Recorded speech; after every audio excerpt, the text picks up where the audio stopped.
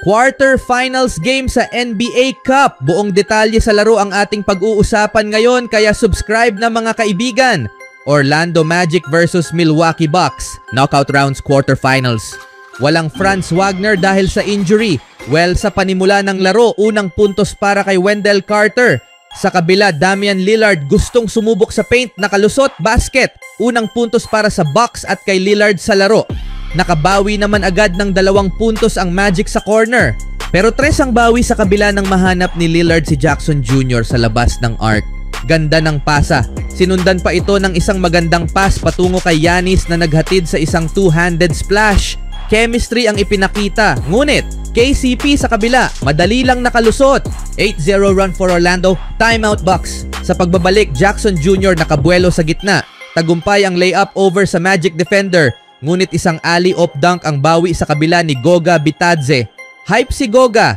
Lillard nahanap si Giannis sa gitna, umatake sa paint, blocked. Ngunit goaltending ang tawag doon. Dumikit na ang score nang gumawa agad ng impact ang rookie na ito. Isang 3 ang ginawa. Ngunit madali namang nakabawi ang Magic nang makalusot ang layup na ito. Sinundan pa ni Anthony Black nang magawa niya ang isang jumper sa mid-range. Todo trabaho ang rookie ng Magic mga kaibigan. Chris Middleton nakakita ng pagkakataon sa pick and roll kay Giannis. Tagumpay ang layup. Mo Wagner nakakuha ng bola sa ilalim. Basket ang layup. Sinundan pa sa isang easy pull-up sa mid-range ni Carter Jr. mula sa pass ni Anthony Black. 7-point lead for Magic. Bobby Portis sumubok sa corner.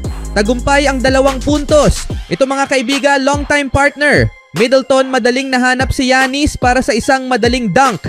Time out tuloy ang Magic. Bumaba sa 8 ang kalamangan ng Orlando dahil sa mainit na kamay ni Portis. Score 33-25 in favor of Orlando end of first quarter.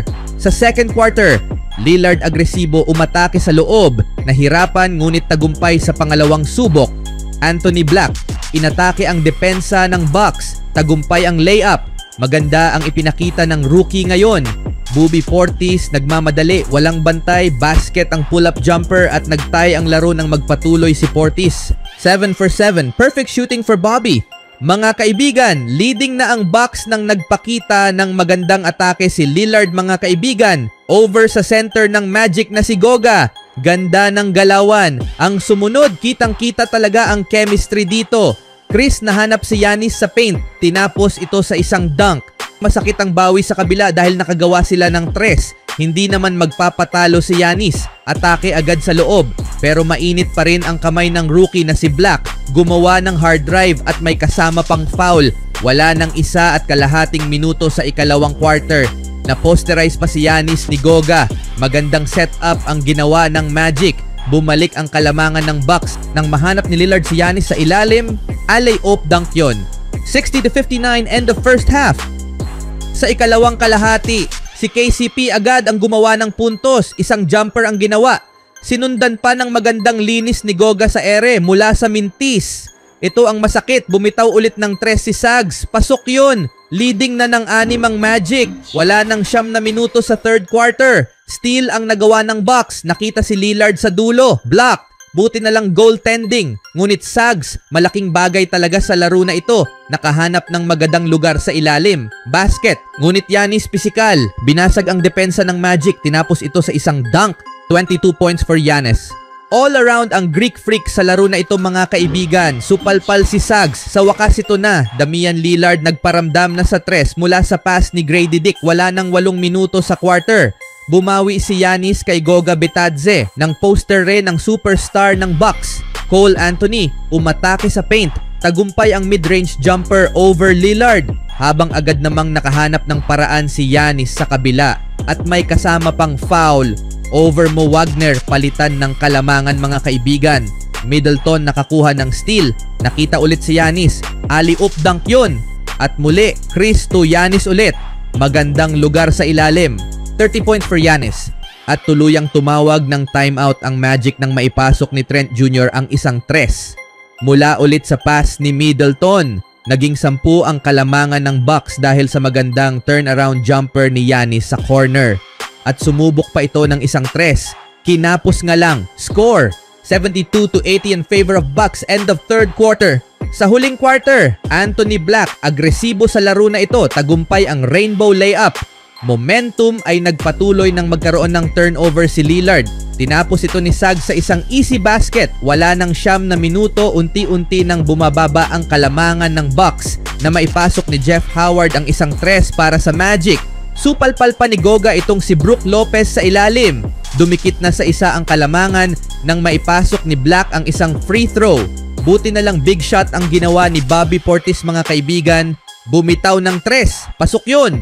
At sinundan pa ng mabilis na atake ni Lillard sa ilalim. Ngunit isang magandang drive ang ipinakita sa kabila para bumaba sa 4 ang kalamangan. Magandang setup ang ginawa ni Black. Lopez gustong sumubok sa 3, nag-fake. Umatake sa ilalim, tinapos ito sa isang dunk. Howard sumubok sa 3. Mintis, buti na lang andun si Goga para sa isang putback. 4 pa rin ang kalamangan ng Bucks. At bumaba na nga sa isa ng mahanap ni Carter Jr. si Goga sa ere. Alley-oop dunk yun. Tuwang-tuwa na ang coach ng Magic. Malapit na sa 9 kalahating minuto. Maagang ipinasok ni Doc Rivers si Giannis. Portis ulit. Gustong subukan ang depensa ng rookie. Tagumpay ang turnaround hook shot. Ngunit Suggs, bumawi sa kabila. Pasok at may kasama pang foul. Giannis nagmamadali sa dulo. Nahanap si Green sa corner. Big basket para sa Bucks.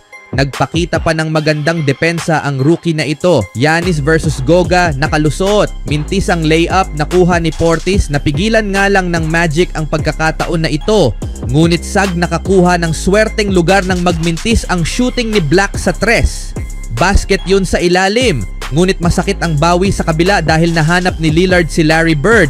Si Green sa labas ng arc. Malaking bagay ang player nato sa laro na ito.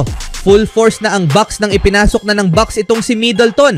Wala nang 4 na minuto sa last quarter. Nagkaroon ulit ng turnover si Giannis. Nag-iwan pa ng siko kay Carter Jr. Sa puntong ito, naramdaman ulit ang chemistry ni Middleton at Giannis. Veterans connection sa ilalim. Ngunit Jalen Suggs take over.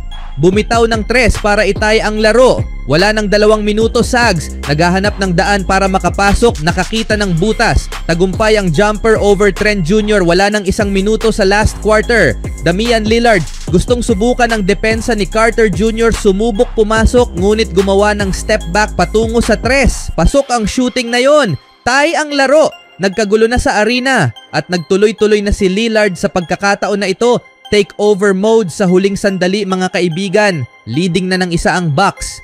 Suggs gustong sumubok sa depensa ni Lillard. Mintis ang 3. Nakuha ni Portis ang rebound.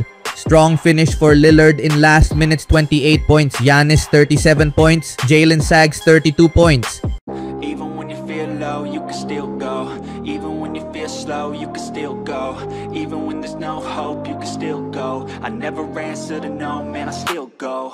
Go, go.